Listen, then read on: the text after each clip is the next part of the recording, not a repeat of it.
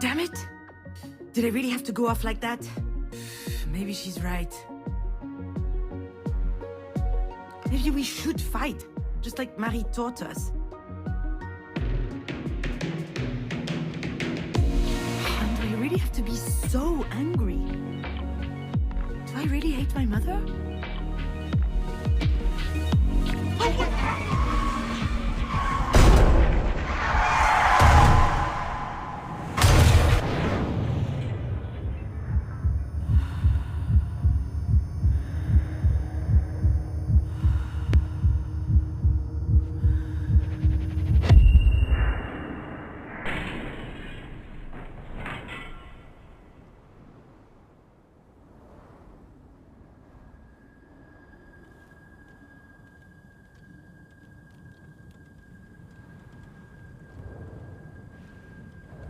When will Dad get here? He'll get here when he gets here.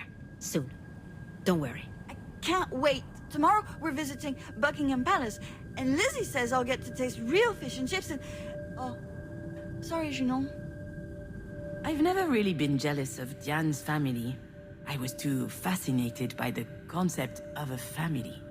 That was an incredible discovery for me, and so beautiful to see. I was also worried for her.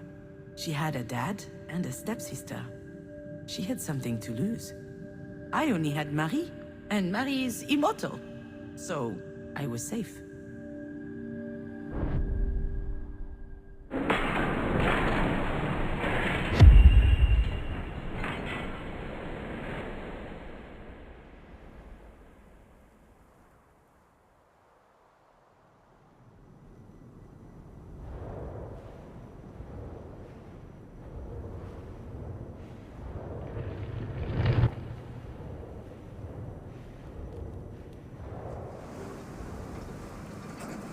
So, why do you put the elastic bands around their clothes? Is it so they don't cut your fingers? I appreciate the concern, but no, ma'am. Without the bands, they would just eat each other. When the guy said that, my mind jumped to my mother. She used to warn me about people and how dangerous they could be. Even me, she said. Don't trust me. Trust no one but yourself. Ah, it was exhausting.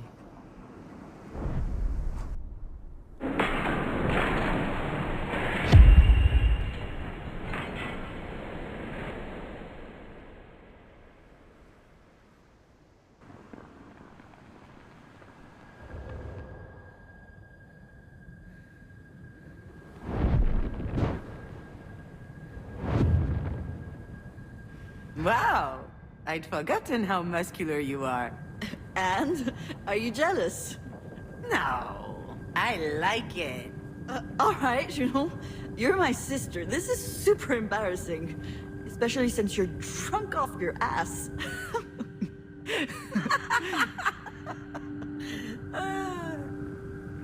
I've always found Diane's presence comforting.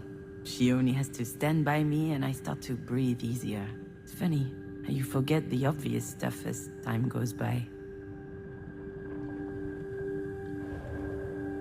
You see, my little dear, there are some things I'd have loved the chance to tell you. For starters, growing up means figuring out what you really care about, and what you're better off without.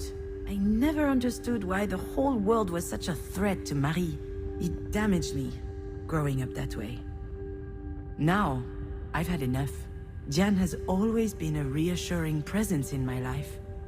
Although I never knew how to tell her. We had completely different lives. We're not affected by the same things, but I hope it's not too late to tell her that I care about her.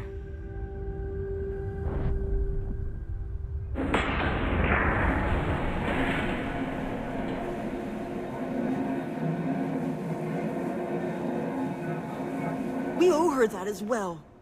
Don't we? She's terrified, actually. My little sister.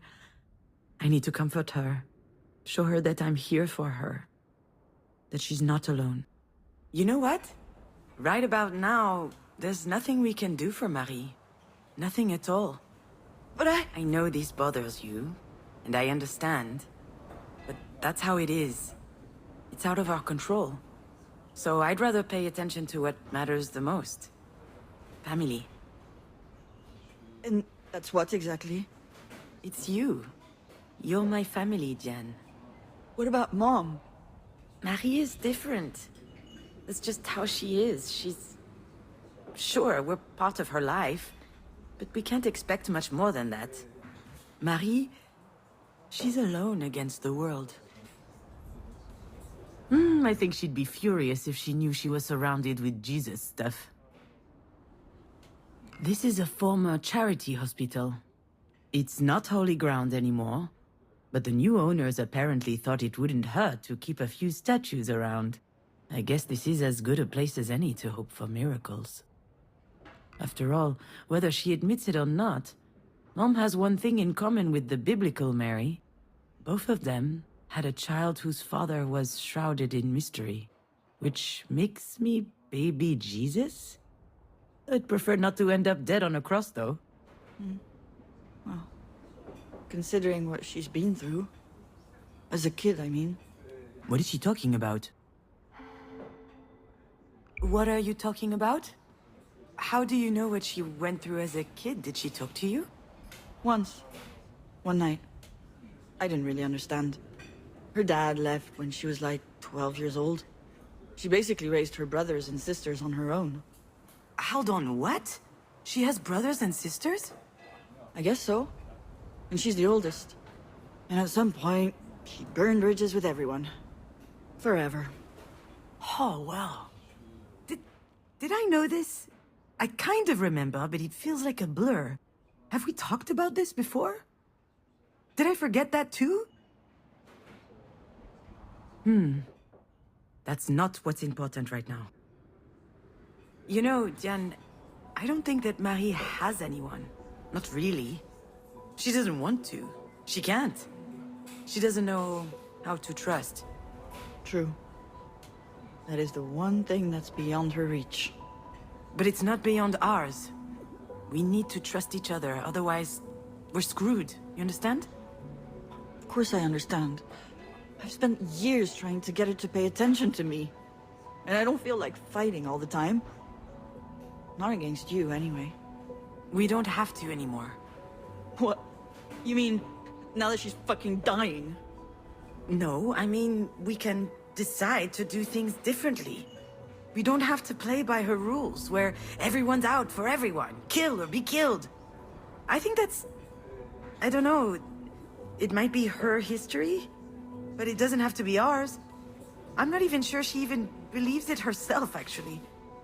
I'd rather believe that there are people I can always count on. And that they can count on me because I love them and I care for them. People like you, Dididou.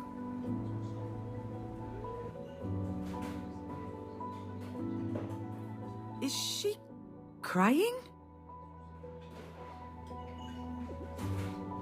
Sorry. I don't know what's going on with me. I'm scared, you know? For Mom. I don't want her to die. Well, right now, she's still alive. And you know her, she's not going down easy. I don't think you're anything like a lobster. I think lobsters are disgusting. Is that right? Me too, come to think of it. Ugh, crap. What? Is it the doctors? No, look. Alex? You should answer. Are you sure? Are you gonna be okay? Ask me again and I'll slap you. Of course I'll be okay. You're coming right back, aren't you? You bet I am, little sis. I don't know what would have happened between your dad and I if you were still here. Would we have agreed on how to raise you, the kind of values to impart? I think so, at least on the surface. Actually, we had made a deal when you were still... He came up with the idea, if memory serves. We don't contradict each other in front of Astrid. If we have to fight, we do it in private. But that never happened anyway. Your dad doesn't get angry. Perhaps because he hates confrontation. Got damage, you know. Okay, pretend I didn't say anything, huh? Hello, Alex. How are you doing, Alex? Oh, I'm so glad to hear from you, Alex. Did you take it? I have no idea what you're talking about. I know exactly what he's talking about. I just have no desire to talk about it right now. The house. Astrid's dollhouse. It used to be in my office and now it isn't. And I need it for work. I'm using it as a reference for level design. Can I call you later? Hold on, where am I right now? I guess I wandered into a decommissioned part of the hospital. Ooh, it's kind of spooky. No, you cannot call me later. It's easy. Just tell me if you have it. It will take 2 seconds. Your dad is getting on my nerves. I'm sorry, but it's true. All right, Alex, listen. Okay, come on, keep your cool. Try and be mindful.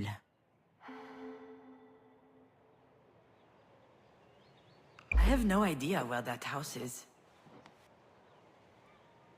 And since we're talking about last week, actually, I'm sorry. I shouldn't have showed up unannounced. I don't know what came over me. What does that mean? Wasn't it nice to see each other again? You and I never got to talk about some stuff. The birds and bees, how grown-ups cuddle. Although we did have the chance. But I was never comfortable with the idea. One time, you were maybe 3.5, and Alex's parents came over for lunch. We didn't see them much. Alex and them weren't very close. Anyway, we were having an aperitif, and you barged into the room shouting, "I am the Knight of the Purple Sword!" Your sword came from a closet in our bedroom. You liked it because it vibrated when you pressed a button.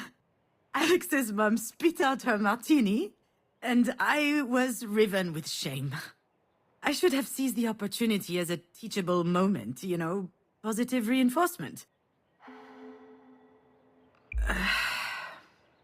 It was very nice. But it was also completely stupid.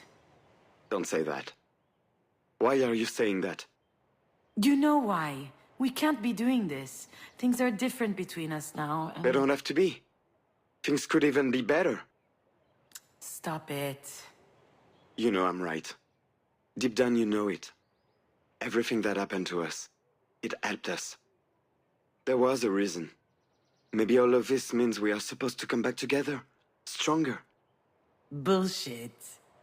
Why? What about Pauline? Pauline is... great. I'll talk to her. It will be hard, but she'll understand. What will she understand? That your crazy ex has suddenly decided to return after dumping you, after she killed your... Don't even go there. That's a really stupid idea, Alex. People don't change. And you know how I am. I do. I've known since day one. We met in high school, as juniors. It feels like a lifetime ago. We only had one class in common. Film studies. And we had completely opposite tastes. But I immediately liked something about him. His high-speed internet. Hey, back in the day, it was a precious gift. Especially in our podunk town. All of a sudden, you could pirate movies from all over the world. A dream. We spent hours on end in Alex's bedroom. I'm sure his parents thought we were having sex. They were a charming couple, always smiling. They let Alex do whatever he wanted. I was super jealous. We watched tons of movies, lying on his bed, chomping on candy. I was obsessed with film. It felt like discovering a new world. And when I requested a boring 3-hour movie, the next day, we would play a video game. Actually, it's not as lame as it sounds, I promise. Don't you think about it? Don't you miss it? Don't you want everything to be just like before? I think...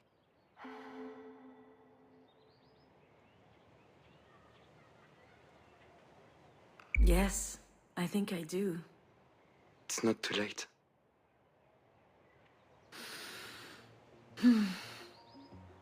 You really think so? I know so. I'm on my way then. Like, now? Yes? Shouldn't I? Yes. Yes, come over. Wait for me, I'm coming.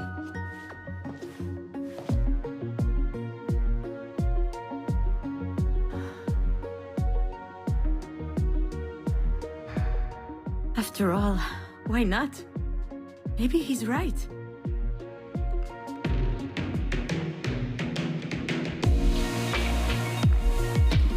Maybe I was just wrong about all this. That wouldn't be the first time I screwed up.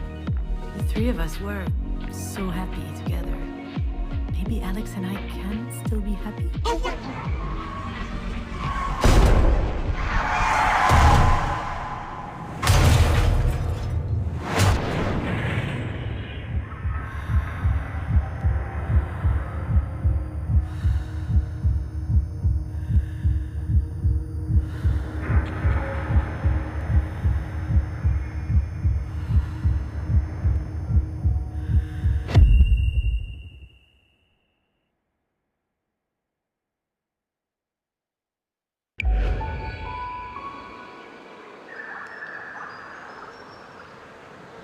You know, my little fawn, in life, you only have two ways out.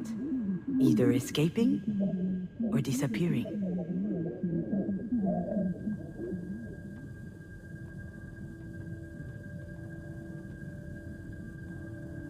But sometimes, you're unable to disappear. And escaping from yourself, well, that sure ain't easy.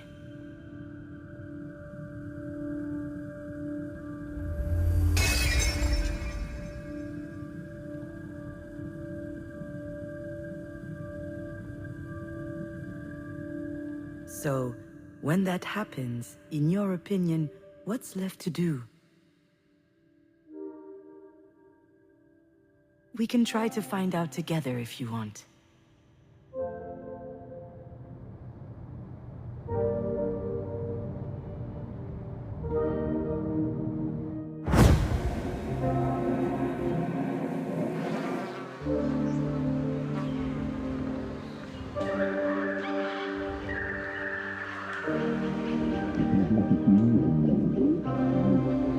When Diane and I were little, Mary would tell us bedtime stories. She would make up animal fables with all kinds of mystery and conflict. Savage world, she called it. Female wolves, bears, or scorpions would find themselves in imminent danger, but they could always manage it on their own, swindling and betraying the boorish, idiotic males. Mary wanted us to be strong, courageous, and independent women. Except, it also made me a bit fearful of the world.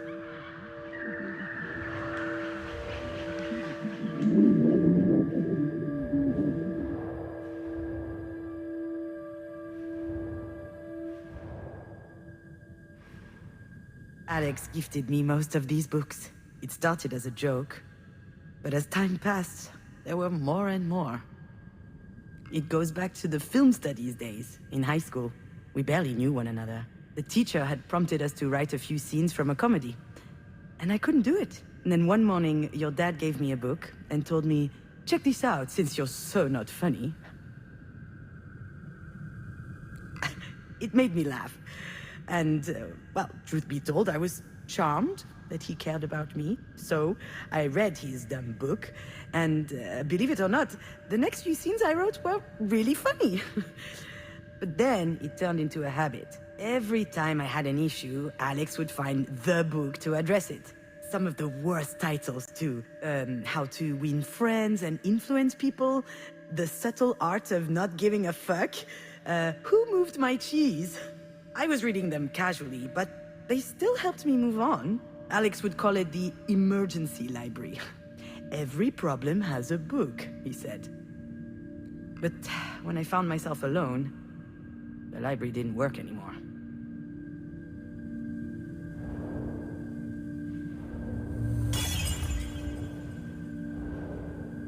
At first, I stayed in the apartment for days. I wouldn't go outside.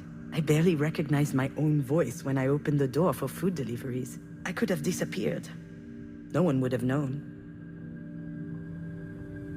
Yet, amid the silence, if you listen carefully, you can hear some things. The air traveling through the lungs, the bowels gurgling, the teeth grinding, even a heart beating.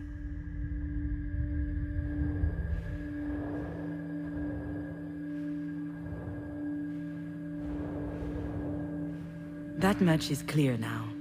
In fact, Alex and Marie are like two sides of the same coin for me. Alex was my crutch, my unwavering support. I came to believe that I would crumble without him. Marie was a model of strength, of courage, and determination. Everyone admires her, but she is completely unattainable. And I was dependent on her as much as him. Unable to manage on my own, but that was before.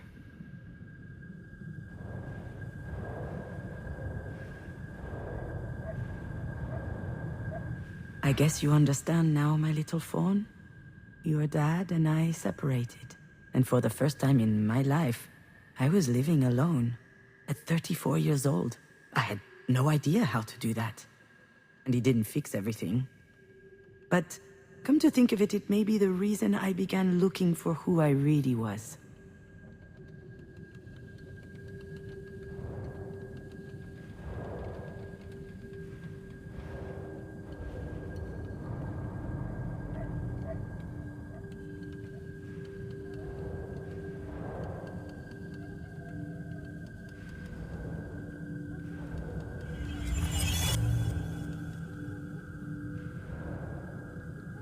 I lived surrounded with cardboard boxes for months. I was unable to open them. It was physically impossible, but it didn't bother me much. I've never been a homemaker anyway. Also, if I had an off day, I could always blame it on those boxes, instead of blame it on the life that was put away in those boxes. I think I just figured out why I love. When I was a teenager, my life didn't seem real. I couldn't say for sure that I existed, but in movies, people had pure and intense emotions. I loved that. Any fiction was a documentary to me. When I found myself alone, I fell back into that zone. I watched hundreds of movies, obscure comedies, blockbusters, absurd schlock. I was looking for a template that would explain to me how to feel. Except it didn't work this time. I needed more.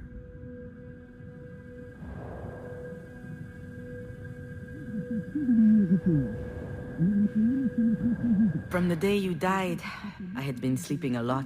I was still tired when I woke up, but at least it passed the time. Then everything changed. Sleeplessness kicked in. I spent my nights trying to understand, what am I still doing here?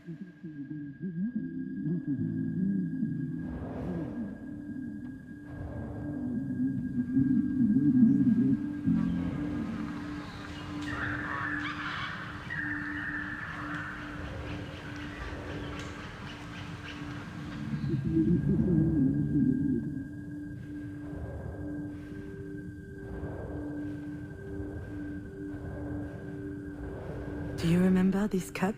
Every morning you would drink your hot cocoa from it. I had to take it out of the dishwasher so many times. You wanted nothing else. It was in a box for a while. I thought about it, sometimes when I thought about you. It was there. One day I pulled it out of one of the boxes. I wanted a hot cocoa, and it slipped out of my hands.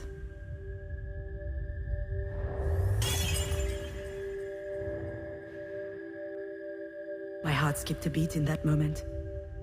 I held my breath for 1 second. And then nothing. I just picked up the pieces one by one and threw them in the garbage. I wondered whether I was a monster for not feeling devastated. But now I know that I'm not. I was tired of being sad. Tired. I stayed strong. And it turns out that being able to do that changed everything. That day I realized that I was strong. And that I could do it. Alone.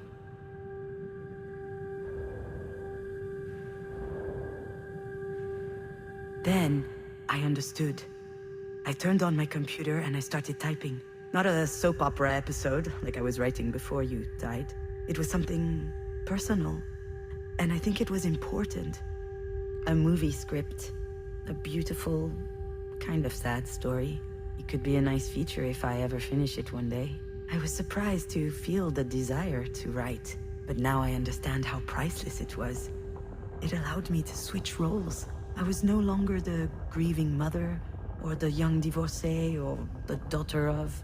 I was writing.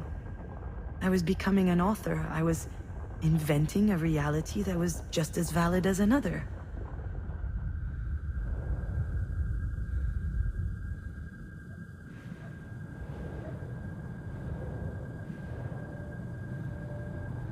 You know, I was telling the truth earlier when I said that there were only two ways out in life. But whether you escape or disappear, in the end you're doing the same thing. Now I understand that I had to find another way. And complete solitude allowed me to face the void. And to rewrite myself. It was the only way for me to change completely. From the ground up.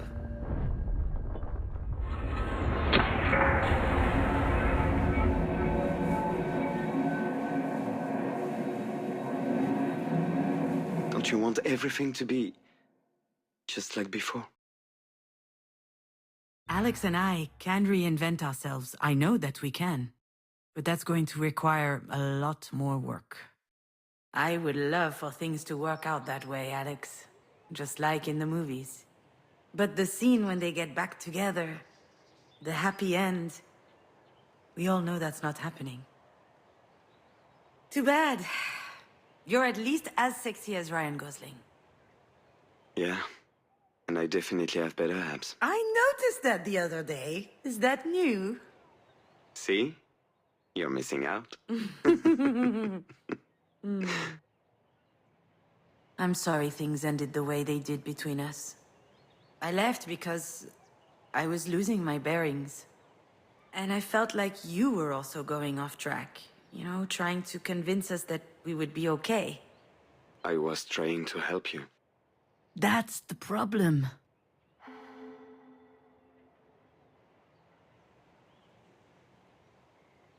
I didn't need help. I needed to come to terms with what happened, not help erasing it. I couldn't keep leaning so much on you. I couldn't stand it. I had reached a breaking point. If I didn't make a big change, I would have... But I was not allowed to die. I had no right.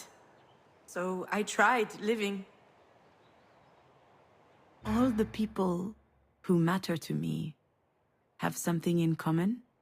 They all taught me that I could live without someone else. Marie taught me that I could live without a father. That I could exist as a woman in a world created for men. But she never taught me what it was like to be loved. Alex taught me that I could live without Marie. All of a sudden, I was worth more than I thought, and she much less than I thought. But what he loved the most about me was that he could be there for me. I don't hold it against him. We are who we are. He loved me, but he didn't help me love myself. And then you were there. And you taught me the most important thing. You taught me that I could live, even without Marie, even without Alex. Even without you. Without you. You know, I changed too. I believe you, Alex. So don't you think it may be a good time to try again? We can't try again if we're strangers to each other. Wow. That's a Nobel Wisdom Prize right there. That's not even a thing. Exactly. You know... Oh, I don't know if I should tell him this, but...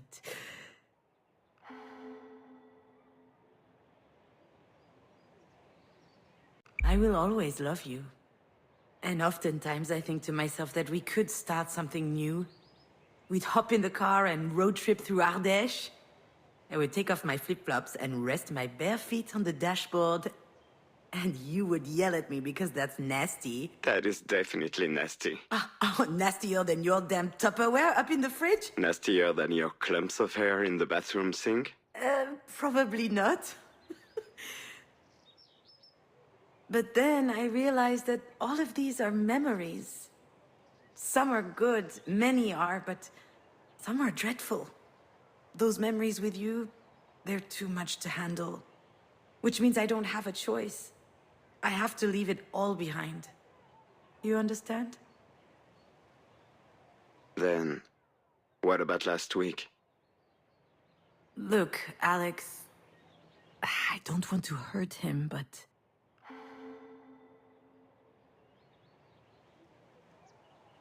I'm going to hang up now. I blew off Jan to pick up the phone, thinking this was an emergency. But it is an emergency. I'm sure Diane will understand. Alex, you don't know! Fine. The one time I need your help... Oh, poor guy. He's about to feel very bad about this. Oh well, that was his dumb choice. Alex, I'm at the hospital. Oh shit. Are you okay? What happened? Or was it Diane? Don't worry, I'm fine, and so is your dear Diane. It's my mother. She had... Oh. I should be happy that he's relieved, but man, that's harsh. But let's be honest, Alex has never been too keen on her anyway. Do you want to know how he described her? The mug of a James Bond villain, the personality of a public restroom, and the pictorial style of a drunken tardigrade. I'm sure he thought that she was being unfair to me, and that annoyed him. So he avoided her as much as possible. The worst part is that she loved him, but he could see right through her. She understood very quickly that he would not treat her with kid gloves. And she appreciated that, because she loved fighting. Alex didn't like that I wasn't as critical of Marie as he was. He probably thought that I was a bit masochistic. I wasn't. It's just that I'm her daughter, and she is my only mother.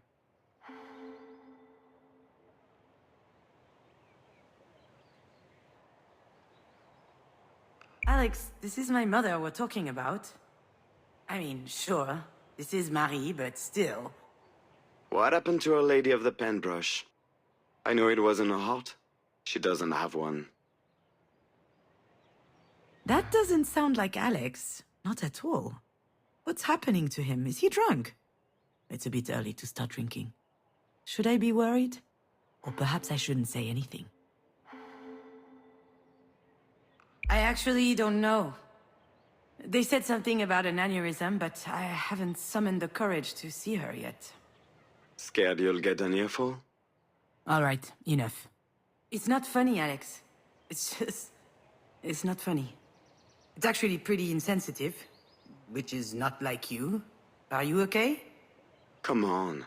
It's just a joke. Except nothing is ever just a joke. Anyway, what do you care if I'm okay? I mean, I care about you, and I... Oh, sorry. Are you doing a stand-up routine now? Hopefully that works out better than movies did. Right, I don't know what's going on, but I have no time for this, okay? So I'm just gonna hang up now. Yeah, you hang up. You can call me anytime, day or night, even show up at my house unannounced. I'm here, no worries. But if it's the reverse, I can go right onto hell. That's unfair, Alex. I don't... Unfair? Really? Have I ever not been there for you? What is that supposed to mean? Are we keeping score? That's news to me. I never asked you to be there. I don't owe you a thing, okay? Just call Pauline if you're looking for comfort. That's too easy, Juno. Giving up on me now that you no longer need me. Alex, it's been almost 2 years since... What if I had done that to you when Astrid died? Oh, go fuck yourself, Alex!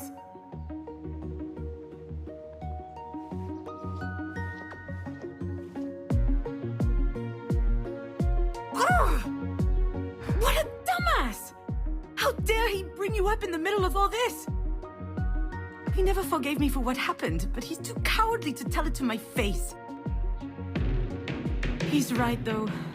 I don't know how I would have managed if he weren't there when you... And on top of that, I hold him responsible. I guess I'm an ungrateful bitch, huh?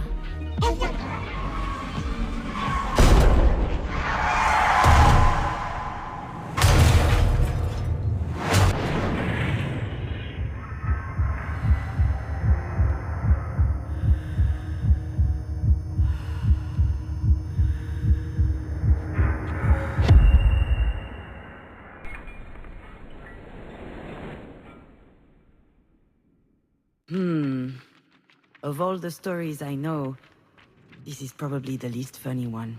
Although it's not like any of these has been particularly fun so far. But sometimes, well, thinking back about darker things does help shine a light on them. And actually, I think this one ends well, alright? I'll tell you this story.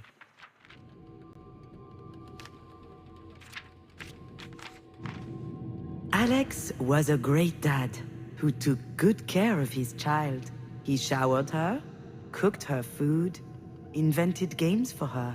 Anytime the little girl was home, his deep laughter would shake the house's walls. And then, one day, Alex no longer feels like laughing.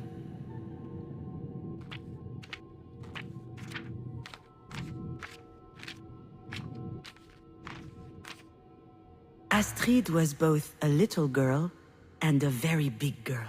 When she turned 4, she decided she would brush her own teeth. She was so eager to grow up.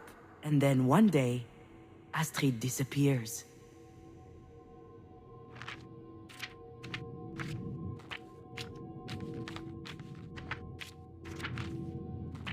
Junon was a mom who had made a huge mistake.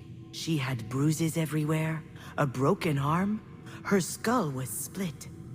It wasn't a pretty sight, but Alex didn't mind and still took care of her. Junon was quite sure that she didn't deserve it. And then one day, she gets better.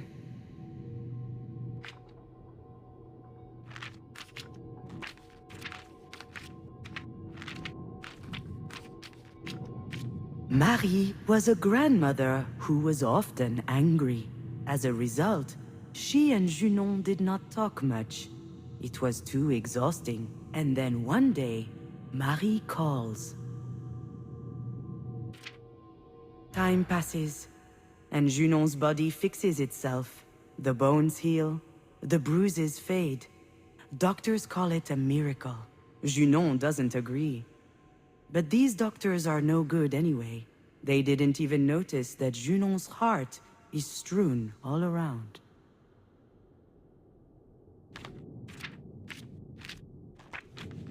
Time passes, but a big little girl doesn't just disappear. She leaves toys and drawings lying around, and all kinds of fist-sized marks, like tiny little clenched fists punching holes into Junon's heart.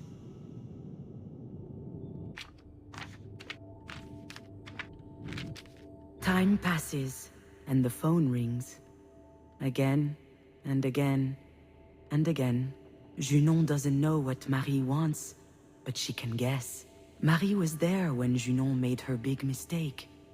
And if Junon picks up, they'll have to talk about it. Junon can't forgive herself.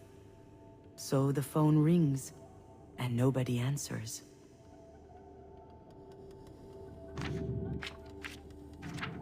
Time passes, and Alex is still standing. He misses his daughter. He misses laughing, too. But he doesn't show it. He's taking care of everything. He cleans up, he cooks, he washes. He wants people to know that he won't crumble down.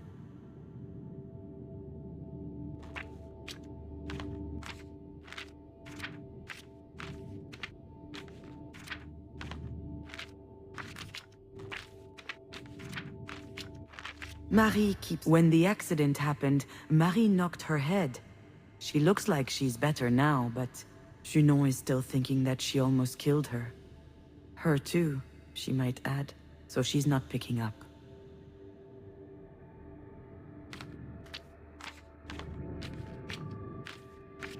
One day, Alex puts away every hint of Astrid into a big box. The apartment seems a bit empty all of a sudden. But it is what it is. And Alex isn't crying.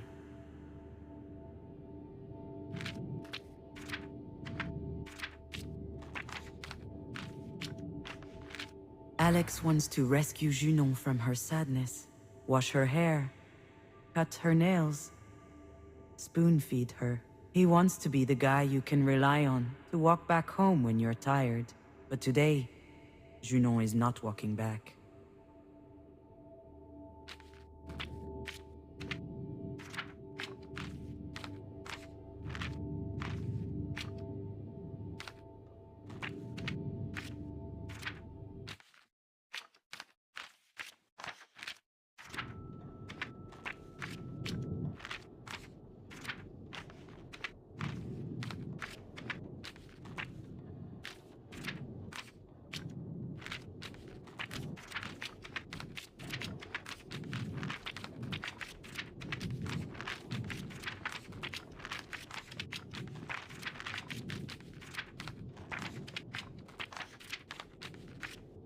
Junon doesn't want to be saved.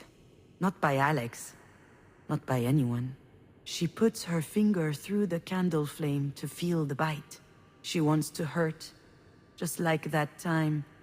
Broken bones and ripped up flesh. She's angry that her heart is still beating.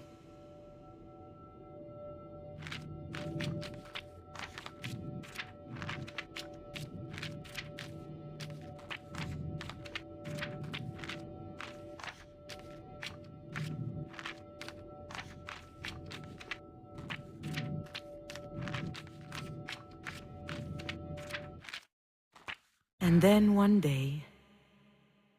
Are you sure you want to know the rest of the story, my little fawn? I hadn't prepared anything. I was just going to wash up. I had closed the door, taken off my clothes, turned on the shower, and I started crying. I couldn't stop. I couldn't go on. I had medicine for my broken heart. And I decided to swallow it all. Your toothbrush was on the edge of the bathroom sink, which made me think of my very big little girl. Her smile full of toothpaste. I thought that maybe I too could give it a try, but I had forgotten how to. I put those little pills in my mouth, and they tasted funny on my tongue. I just needed to swallow them. And right at that moment, the phone started ringing. Marie didn't ask me why I didn't answer the phone for a whole year. She started talking as if nothing happened. I was crying too much, I couldn't answer. So she told me she could wait. And she waited until the last tear was shed. And then, she told me something she had never told me. Perhaps one day I can tell you exactly what it was. But, long story short, it meant she loved us very much, you and I. In that moment, I felt like an enormous weight was lifted off of my shoulders, as if she had given me the most beautiful gift. And then she changed the subject, as she does. She had a proposal for me. Her career was taking off, and she needed someone to do the clerical work. She knew I would do it well.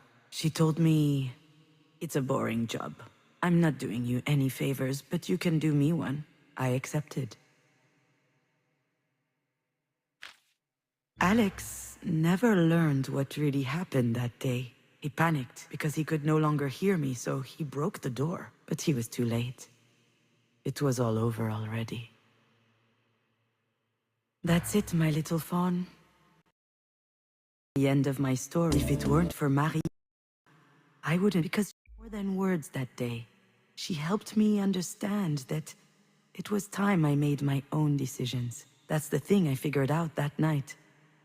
And it changed me for the better. I would no longer rely on others to save me. Not on Marie, not Alex, not anyone else. I couldn't live like that. Not anymore.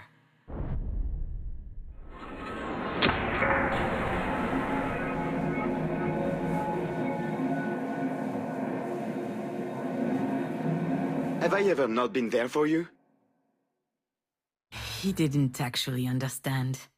He didn't get the dynamic we had and what it did to us. And me neither, actually. Up until today, I lived some sort of a misunderstanding. But it's over. It's true. You were there. Not just when we lost Astrid, you've always been there. I knew that whatever happened, you'd be there. It's not easy to explain why you fall in love with someone. There was no love at first sight between your father and I. We even lost touch after high school. And still, one night we went out on a date, and I immediately knew that it would last. There was something in his eyes. When he looked at me, I felt like he saw something invisible.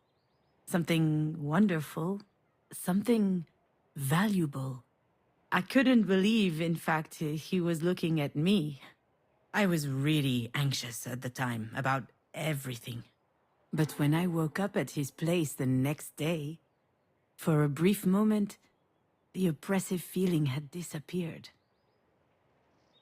It happened again when I saw him the next day, and the day after, and then after that, every time we met, in spite of the distance.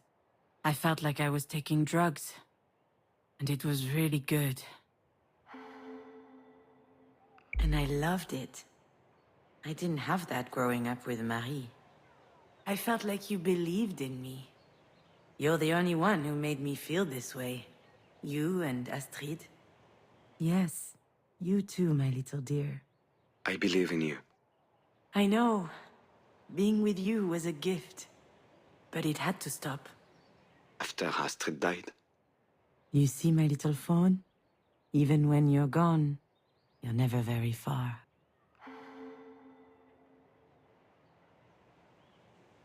Even before, I was just letting you lead me around. When Astrid died, I did what I always do. I leaned on you. You would have the answer. You would know what to do. But now, though, I understand. This whole time, your poor dad was fishing out corpses. Not literally. Don't worry, I'm not going crazy. It's just... it reminds me of this story I read while doing research for a screenplay. The story of a guy named Wei Peng, a farmer in the Yellow River Valley who found himself a unique occupation.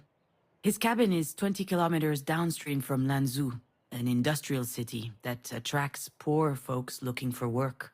And their life is so terrible that a bunch of them are committing suicide. Lanzhou is mostly known for its thermal plants, its factories, and the highest level of atmospheric pollution in all of China.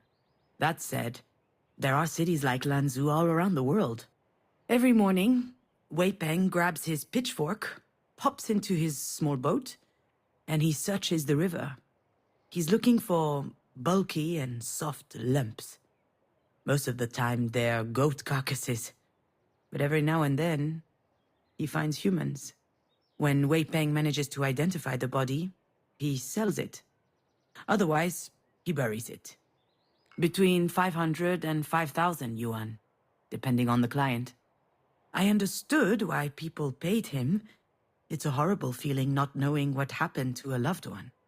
They were purchasing more than a mortal coil.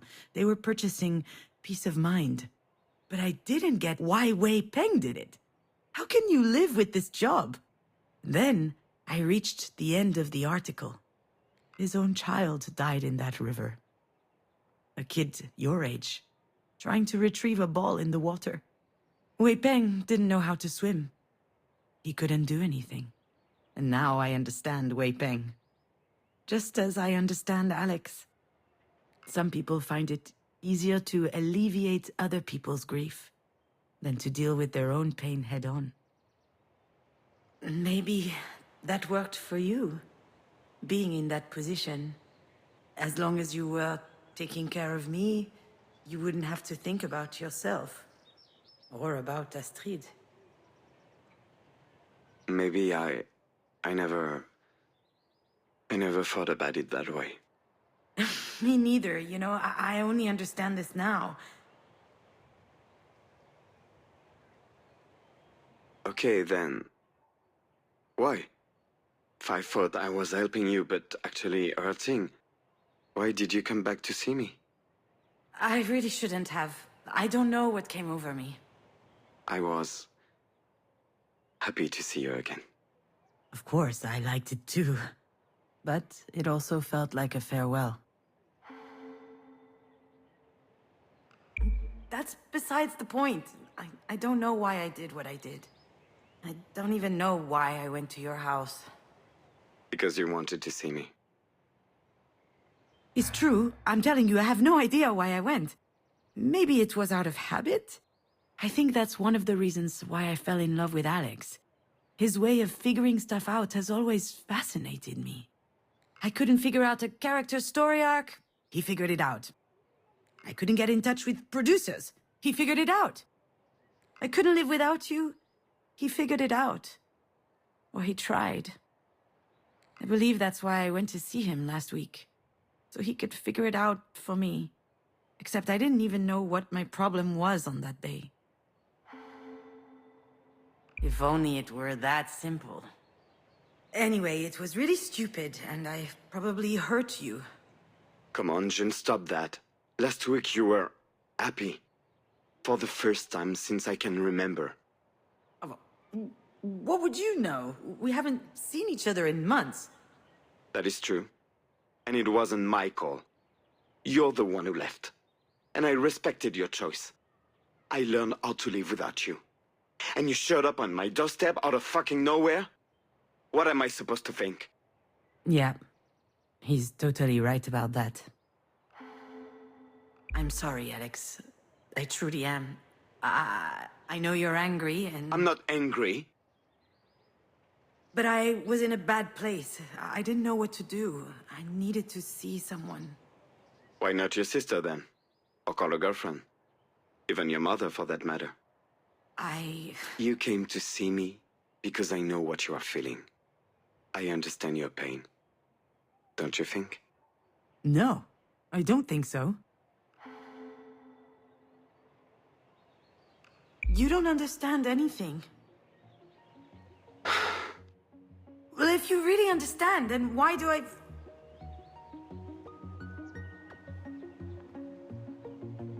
Why the hell do I feel so alone?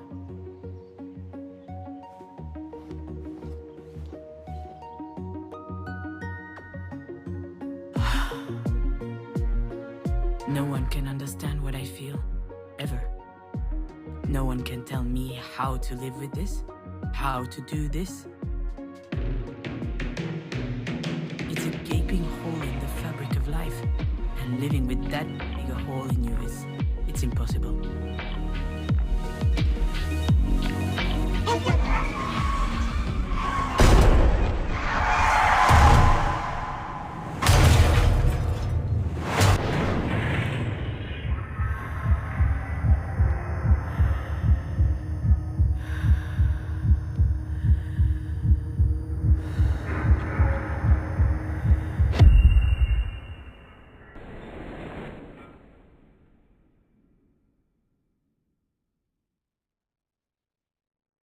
Do you remember your dollhouse? Marie gave it to you. She had built it herself in secret. It was really detailed. There were even miniature figurines of Alex and I for you to play with. Of course you remember. You took to it immediately. You were making up all kinds of stories about daily life where you were the hero.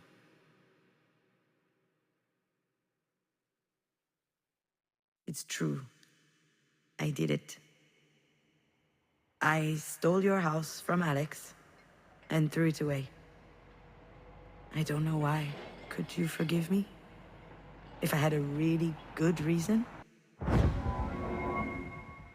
This is Pauline, your father's new girlfriend. Actually, we've known her since high school. but I haven't seen her in a while.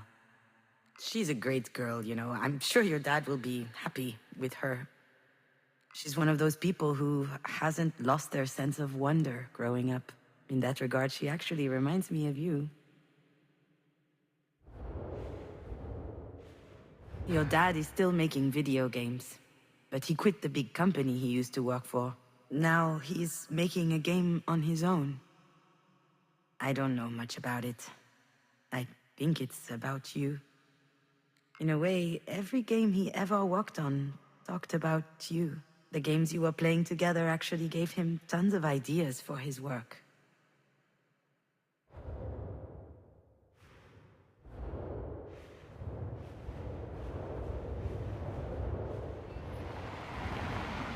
Alex moved into this place with his new girlfriend about a year ago. He looked happy. Suburban homes aren't my thing, but I was relieved that he had finally left the apartment where the three of us had lived. I thought Alex had gotten rid of that house when he cleaned out your room. After you passed, I never wondered where it was. I just forgot about it. And Alex isn't one for clutter. Some people say that the dead haunt houses. I was afraid that you would haunt that one. Afraid to hear your voice if I stared at it for too long.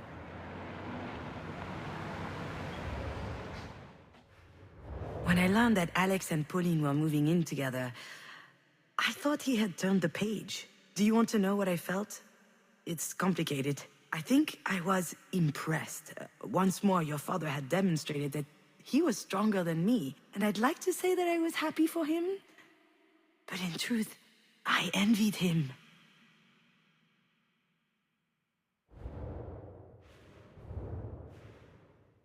I pictured Alex alone in his office, using his job as an excuse to play with your house.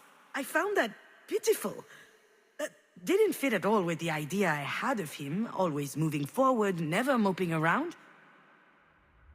And then I realized that maybe he wasn't telling me everything about his feelings. Your father had everything. A new girlfriend, a nice house, his life on track. Meanwhile, I was over here, toiling, slowly crawling out of the hole. And I needed to see him, so he could comfort me. Just like before, I thought he owed me that.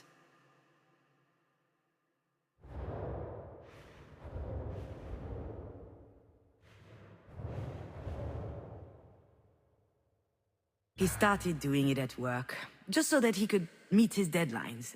Sometimes we did it together, at parties for fun. Oh, all right, I know it's bad, but when we knew that you were coming, we stopped. And that's why I was surprised to see some at his place last week. He tried to hide it, but I laughed in his face. I'm not his mom. Still, though, I thought to myself it was a bad sign. Alex looked gaunt. Not just because of the blow, it was like he'd been crying. I tried to talk to him, ask him how he was doing. He just dodged the question. So I insisted, but he said he wanted to show me something, and he started a video game. Something called Night Call. A murder mystery noir where you play a taxi driver. It was really good, but it's hard to have a conversation with a controller in your hands.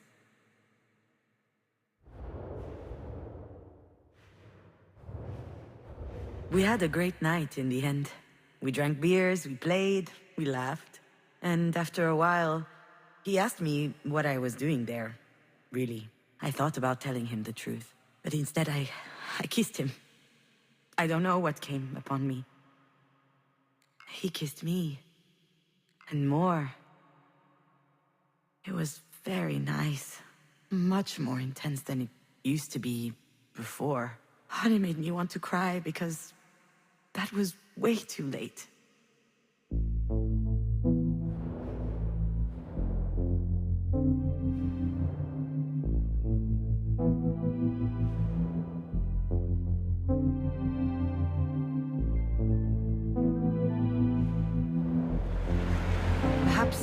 threw away that house because I was jealous of Alex's new life.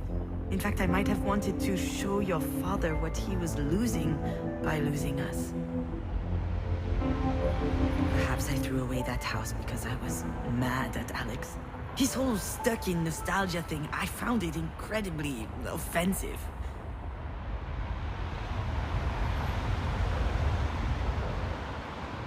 Perhaps I threw away the house to shake up Alex, to get a reaction from him, so he could be mad at me, so he could snap out of his lurch. Perhaps I threw away that house because that was my gift to him. Perhaps I thought he needed this old relic out of his life. Like he needed me out of his life. I'm sure all of that contributed to my reaction, to a certain extent. I was jealous, a bit petty, conflicted, and on top of that, I was a dollhouse thief. But there was something else, something that really hurt me, and that I'm only understanding now. I was ashamed.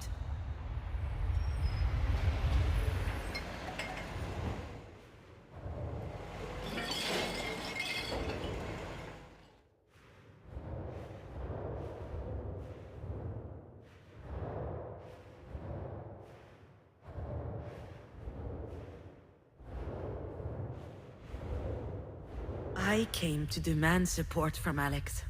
I thought it was unfair that he was already happy again. But when I came across that dollhouse, I realized that he missed you as much as I did, which is actually why I threw it away.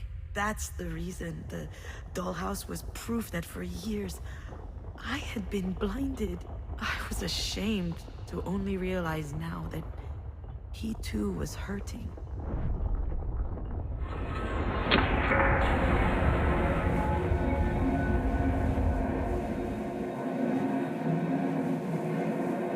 I understand your pain.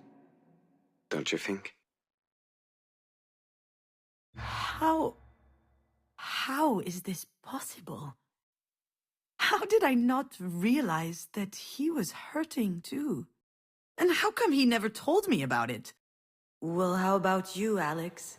Should we talk about that? What? What do you mean? How many times have we talked about Astrid together? About her death? Dozens of times? Hundreds, maybe? That's because we needed to. I needed that. That was the only thing I could talk about, and Alex was always there to listen to me. To check how I'm doing, to inquire about my feelings, to assess my needs, to ask if there was anything else he could do. And I never asked him any questions. Not a single one. Are you sure about that? What do you mean, am I sure? You were devastated. And you? How did you feel? Come on, again with this shit. Pauline is always trying to make me talk to. I don't have anything to say. What am I supposed to say?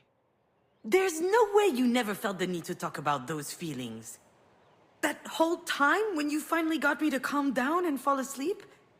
How did you feel? What did you think? I don't know. I can't remember.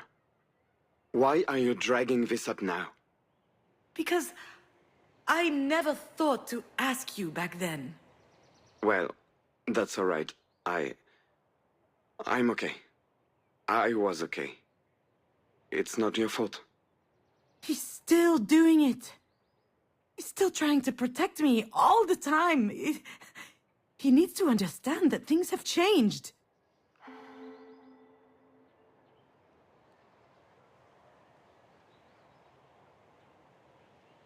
No, maybe not. Anyway, I probably wouldn't have listened to what you had to say. I was unable to. But now, I'm thinking to myself that it wasn't fair. You know, I just realized something, and I'm so ashamed about it. You're hurt too, and that didn't even occur to me until now. I was thinking about you. Not about Astrid? When I was alone at night, I was thinking about what I needed to do to help you get better. That's all I thought about. You needed me. That kept me going. And now that you're no longer here... I lived in fear of everything for a long time. Fear of making the wrong choice, fear of making mistakes, fear of not being good enough, not smart enough. And Alex was an antidote against all these fears. He was acting like he didn't have wounds of his own. But I knew that he did. One day, for instance, he told me about his parents. They love each other the same as ever. They're very good together. For them, having a child just came as a natural step to their relationship. They were nice, patient, kind. They ticked all the boxes. But in the end, parenting, that wasn't their thing. I think that in spite of their best efforts, they don't give a flying fuck about me. Maybe that's the reason why he, on the other hand, cared so much about us. Maybe your hugs and my kisses were the things that helped him cope. You can take care of yourself. All this energy you expended for me was admirable, but it was also holding you captive. You're free now. Free from what? Free to face your own emotions and deal with them, to heal your own pain.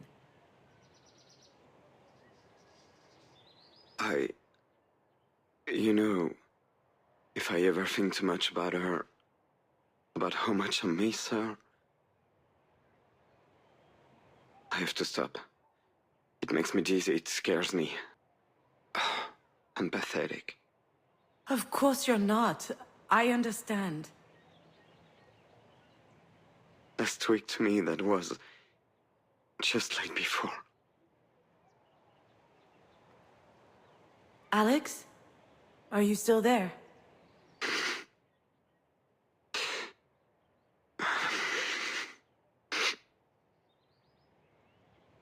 Marie had this weird rule back home. You only get to cry once. It didn't matter the reason, from bike falls to headaches to world hunger. She had this theory that there are two reasons one might cry. Either from surprise, when life sucker punches you, or from cowardice, when you give up on fighting back. You only get to cry once from surprise, she used to say.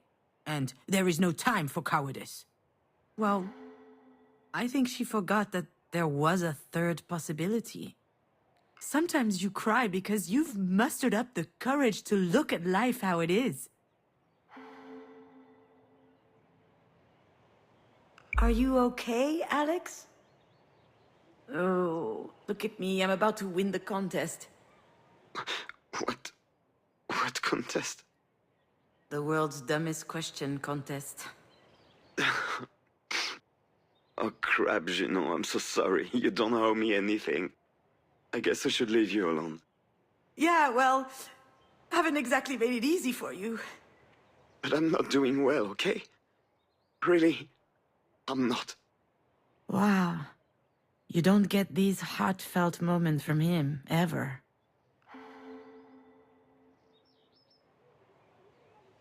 Since I left?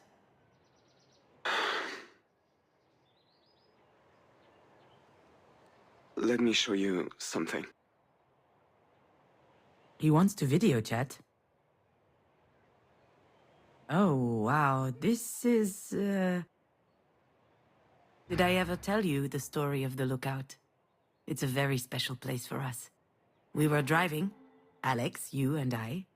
It was a really hot day. Alex was at the wheel. We were on our way back from a weekend at Marie's. As usual, I was stressed out from spending time with her. I was eager to get home. I was just exhausted. So when you told me your tummy was hurting, I didn't really believe you. I remember clearly thinking, oh, she's okay. And then hearing the sound. Like snow falling from the top of a roof on the first warm day. Except it wasn't snow. It was the worst pile of vomit I had ever smelled. When he saw your face in the rear view, Alex knew he had to stop immediately. He spotted some kind of rest area on the side of the road. But in the time it took for us to get there, the stench was so strong in the car we could hardly breathe. I didn't even wait for the car to stop. I jumped out, went for your door and squeezed you against me. I didn't care if I got dirty, I just wanted you to feel good. I thought it was my fault. I should have listened to you. Your forehead was hot. It could be serious. I carried you out to the banister on the end of the clearing and laid you on the grass. Your face was pale and your eyes were bulging and you started screaming. Oh dear! You were vomiting, looking up, staring in the distance, screaming, "Oh dear! Oh dear! Oh dear!" And I didn't understand.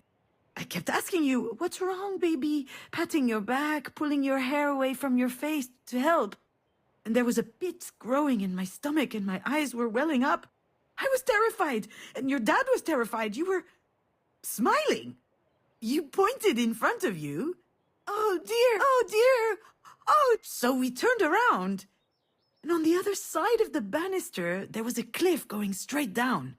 And down below, there was a prairie stretching between two leafy bushes. And in the middle of the prairie, there was a deer. I could have written this whole scene. He was standing tall beneath the sunset, as if holding it with his antlers. And he was looking at us, completely stunned. He was magnificent. Alex took a picture with his cell phone. And you kept repeating, "A deer, a deer," clapping your hands when he finally jumped out into the bushes. We were in a daze, you know. We couldn't believe the beauty of what we'd just seen. And then you vomited one last time on your dad's shoes. And that day, you became the world's greatest deer fan. My little deer. What are you doing over there? Do you recognize the place? Of course I do. I'll never forget the lookout. Every time I take this road, I have to stop. The other drivers don't get it, of course. They ask me if I need assistance, if I broke down or something. I'm just trying to enjoy the view. It's so beautiful. Today I came here just for that. Why the sudden rush of nostalgia?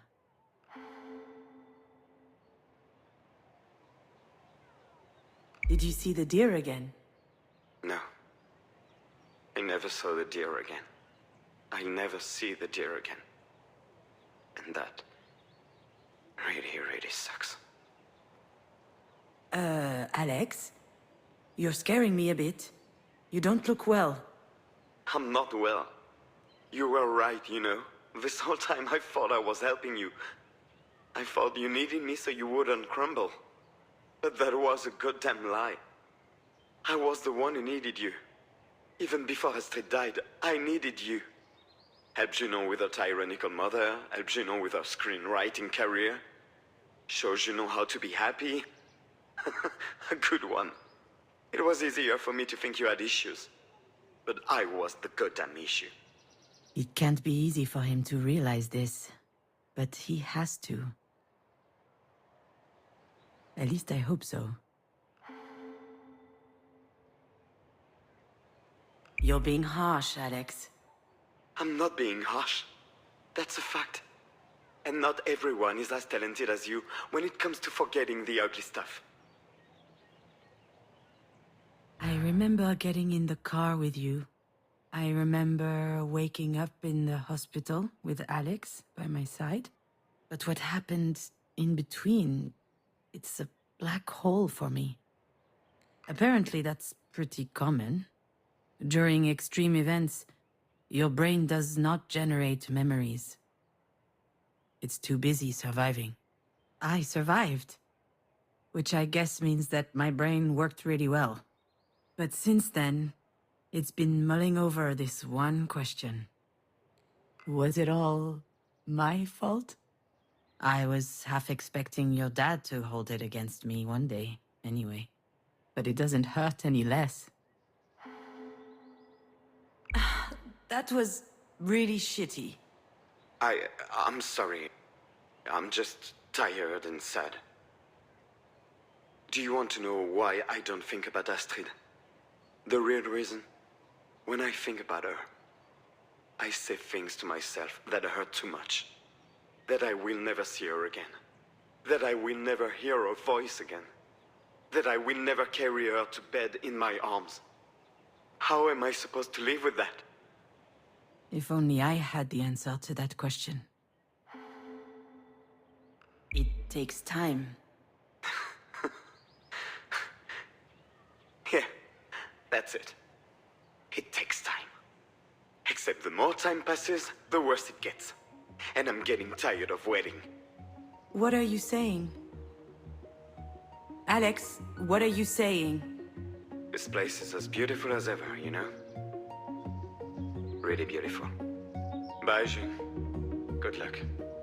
Alex, don't... Alex! Alex! Shit, I gotta get over there. Shit, Alex.